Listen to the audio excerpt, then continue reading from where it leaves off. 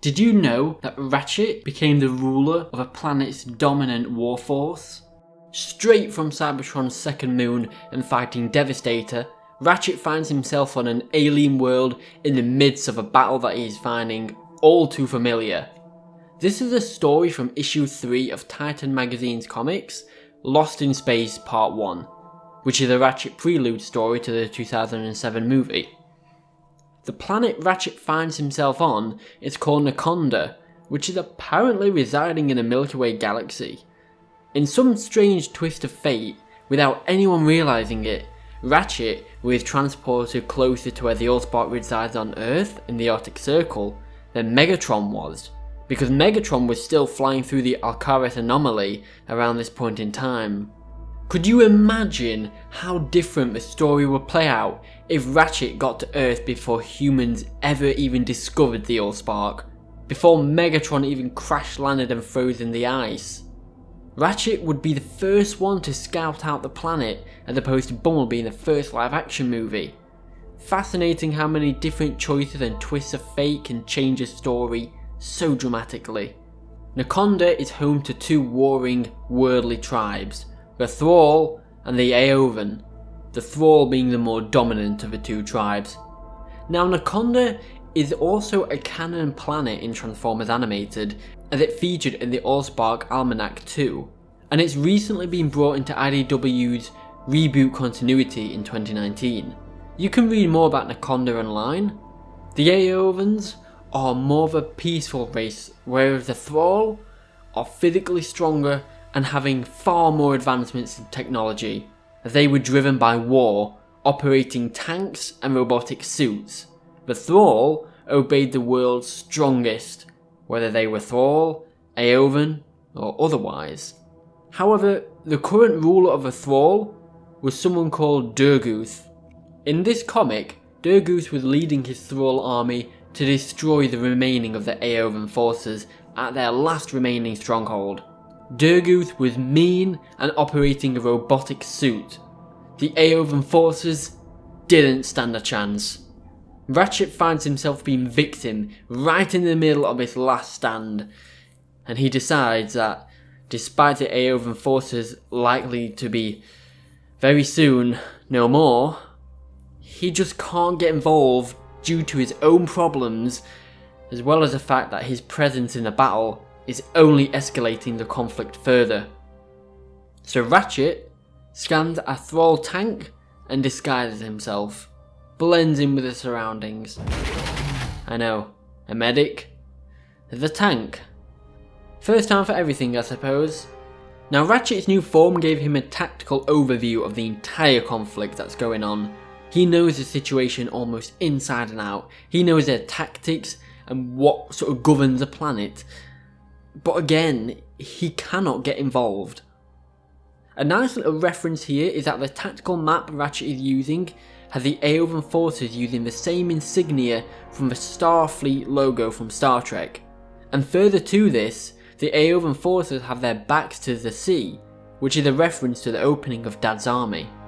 Ratchet leaves the area to set up a level 7 signal beacon in the hopes of locating both Autobots Ironhide and Jazz, who were also caught in the blast radius of Devastator's full space warhead. Also note that in this comic, before Ratchet scans his new mode, he'd actually got his Cybertronian mode, so this ties in with the IDW prequel comics to keep that continuity of art style. While Ratchet waits for his now set up beacon to hone in onto Ironhide and Jazz, he notices the world's leader, Durguth, approaching to the kill. Ratchet wants to save lives rather than taking them, but he knows he cannot save everyone. It's what Ratchet does next that counts.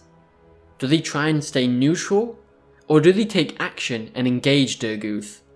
I can't save them all. I learned that truism a long time ago, on countless battlefields. But still, no matter how many I help, 100, 1,000, it's the one I fail that haunts me. Ratchet decides to step forward towards Durguth and finally challenge him. But the leader of Nakonda, Durguth, is no match for the Autobot Ratchet. You may be the token tyrant hereabouts, Sturgooth, but trust me, on a cosmic scale, you don't even rate. The Thrall and the Aovan forces watch on, honouring Ratchet's challenge to Sturgooth, and they do not interfere. All what's important now is who is a stronger opponent. Ratchet defeats Sturgooth in combat and destroys his robotic suit, rather easily might I add. Sturgooth yields. Ratchet is now the ruler of a Thrall Imperium. However, he turns mediator and negotiates a ceasefire between the Aovan and the Thrall. Ratchet warns them that he will be back from time to time to check up on how they're doing. That is, if he can actually find his way home. And just like that, Ratchet became the leader of the dominant warforce on an entire planet. And with this comic being a final stand between the Thrall and the Aovan, the Thrall about to wipe out the Aovan for good, the Thrall leader Sturgooth would have become the leader of the entire planet, since they're the only ones left on it. So this could imply that Ratchet almost became the leader of an entire planet. This really establishes what Lockdown was telling Cemetery Wind, that on a cosmic scale, humans are inferior, and not the centre of the universe like a lot of people think we are. And here, Ratchet sends the exact same message to Sturgooth, that on a cosmic scale, he doesn't even rate. This issue unintentionally implies that Bumblebee was left for dead at Tiger Pax, much like he was in Transformers Prime. As when Megatron threw Bumblebee aside to chase the Allspark, this was also happening at the same time that the Fold Space Warhead came from Devastator.